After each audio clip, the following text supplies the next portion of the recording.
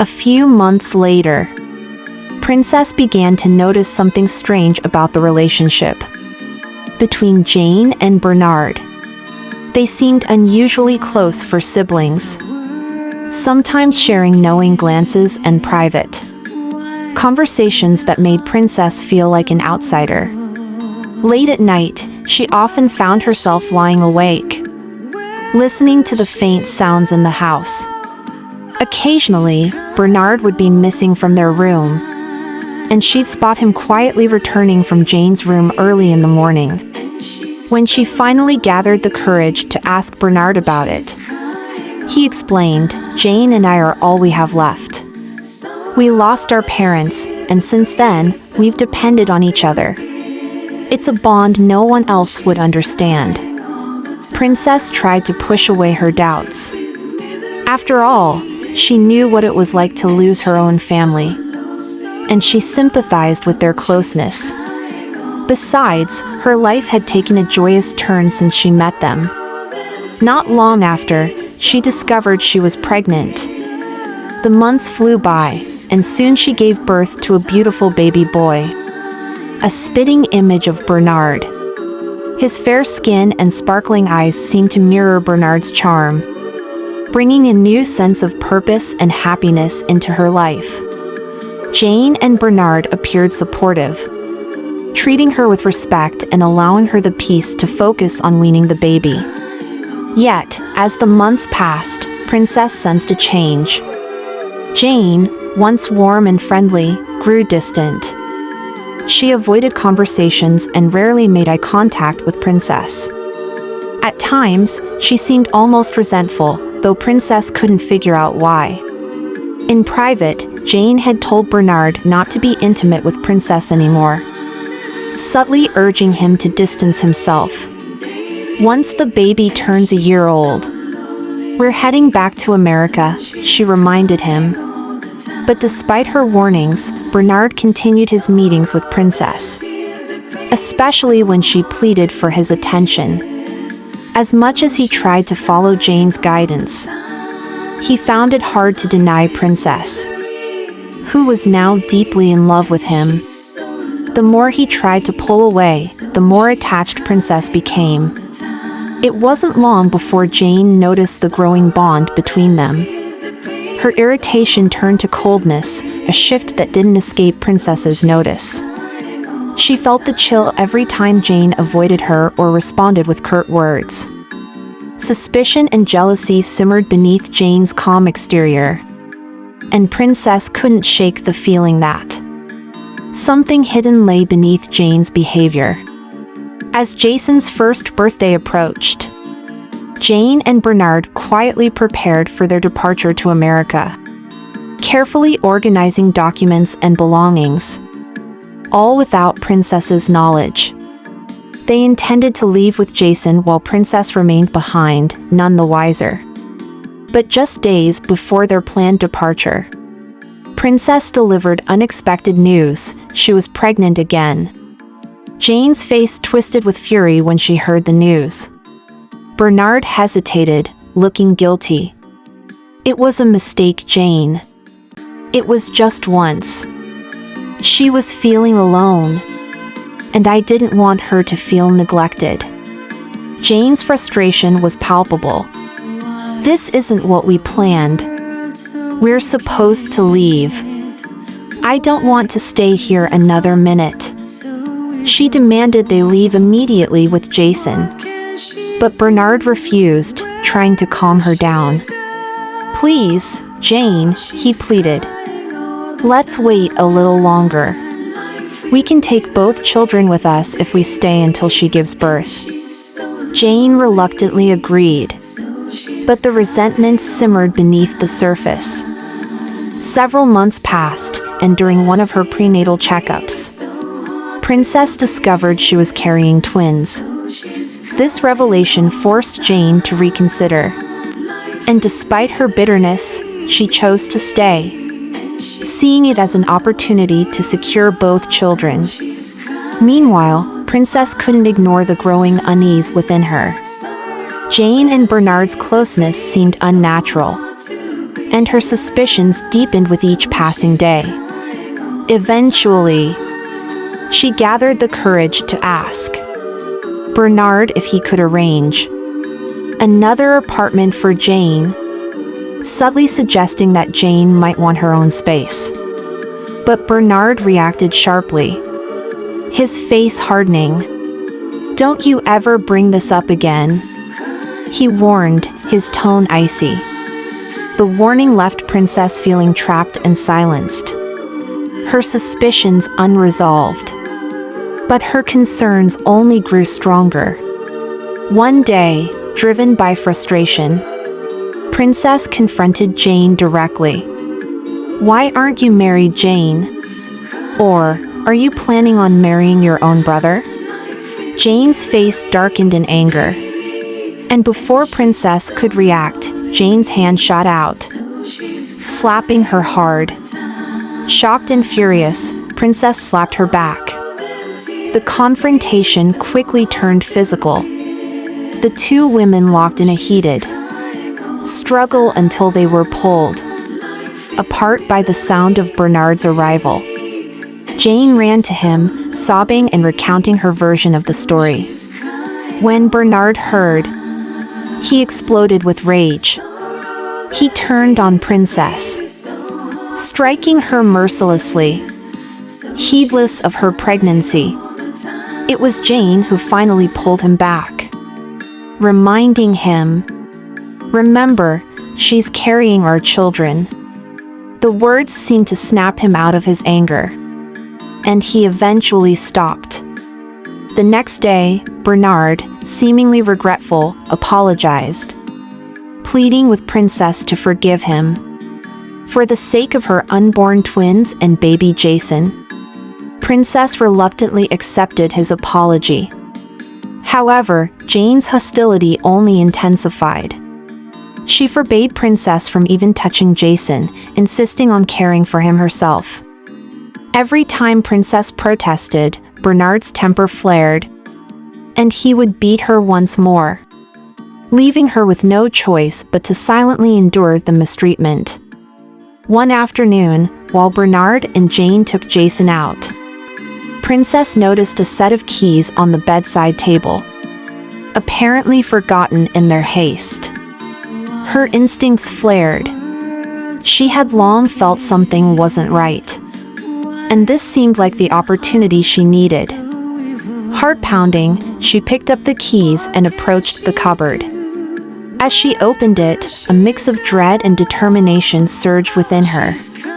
She began to search through its contents, hoping for answers but fearing what she might uncover. When her fingers brushed against something tucked away in the back of a drawer, pulling it out, she saw it was a worn envelope, thick with documents. Curiosity quickly turned to horror as she skimmed through it, her pulse quickening. There, in her trembling hands, lay proof her husband, Bernard, was legally married to his so-called sister, Jane, and both their names were on a passport, with Jason's. She felt a knot tighten in her stomach.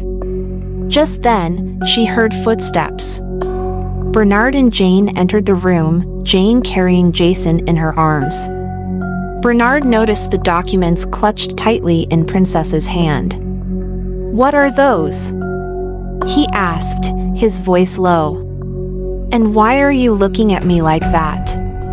Princess didn't answer, her eyes wide with disbelief, fixed on the two of them. Bernard stepped forward, snatching the papers from her hands. His eyes darted across the pages, and he clenched his jaw.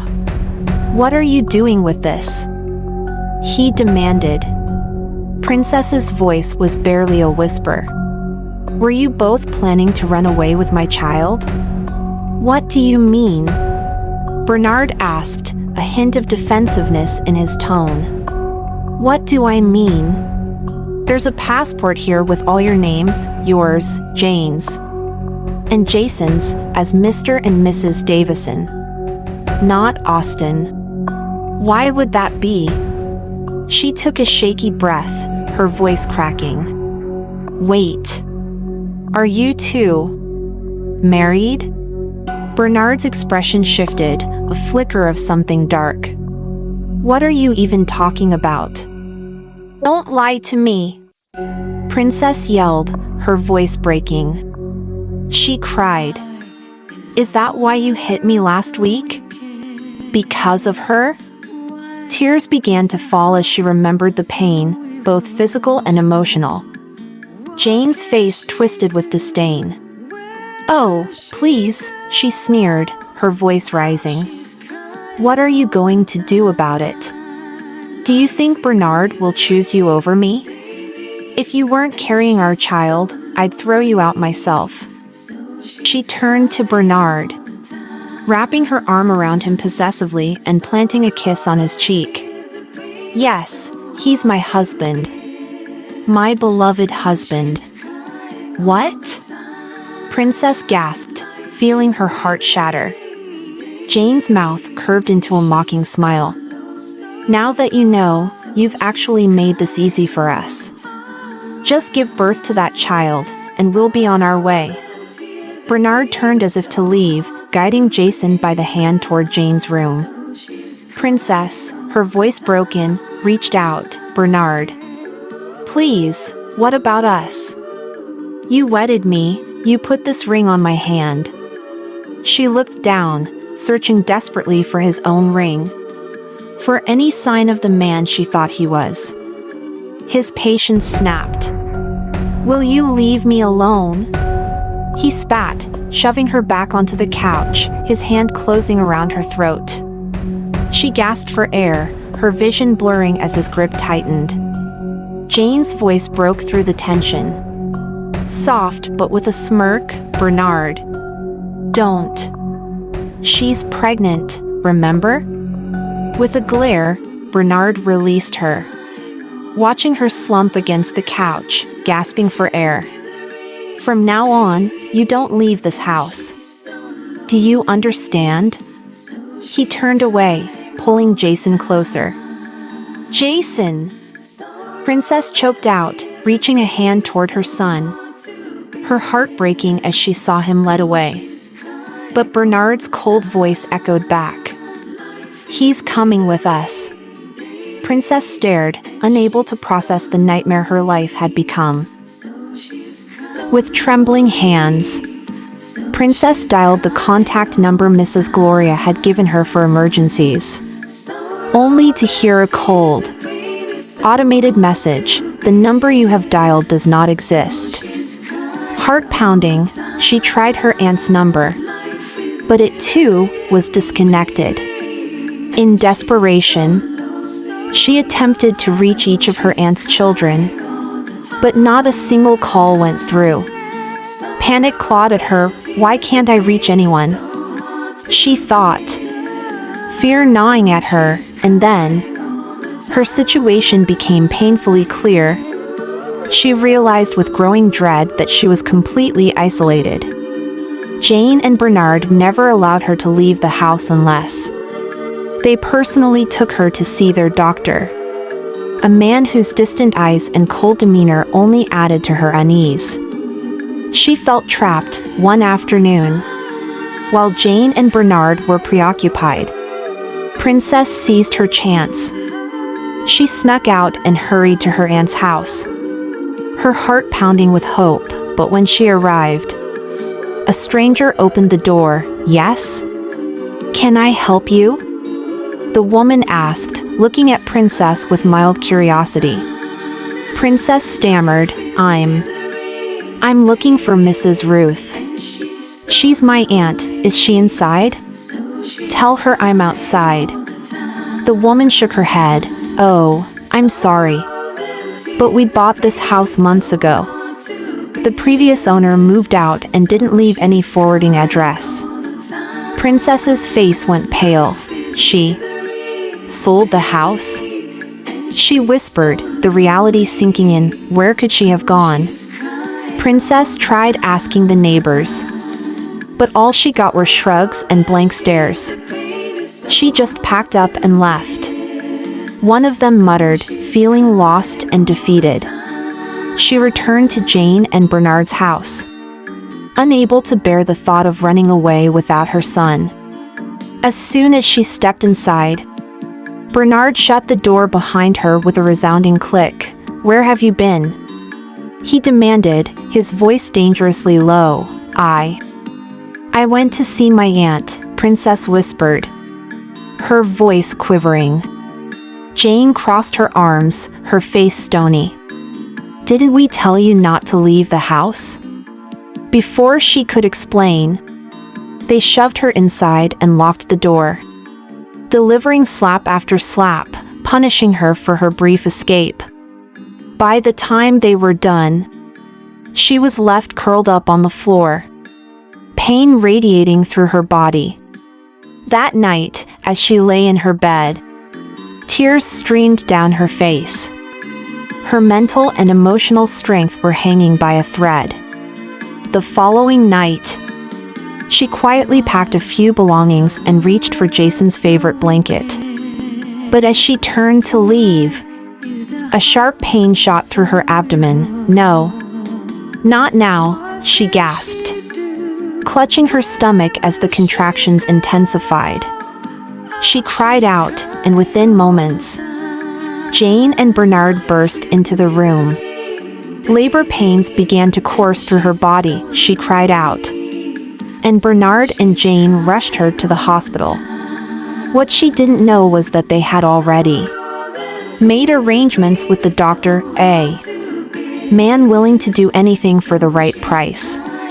Once they were out of earshot, Jane turned to the doctor and whispered, "We can't risk her causing any more problems.